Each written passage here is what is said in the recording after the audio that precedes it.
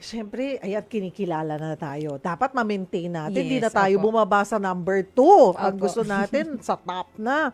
Paano, ano yung tulong, like this administration, ano ang bilin, focus, na kung paano pa matutulungan ang handicraft sector sa bansa?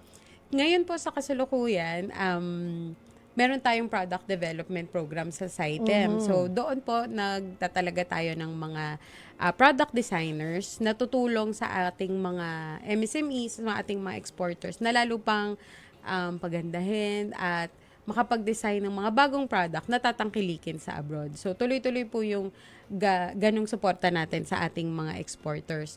Sa administrasyon naman na to, for this upcoming edition sa Katha Awards po ng Manila Fame, lagi po tayong may Katha Awards every year. Pero for this year, may support po ang office ng ating presidente para mabigyan ng 500,000 Wow. for each winning categories. Yung mga best in furniture, best in fashion, best in home decor, lahat po sila makakatanggap ng premyo galing sa presidente. Na dati wala. Dati wala. First Oo. time po is in the history of Katha Naku, Awards di and mas Saigon. excited, Opo. di ba?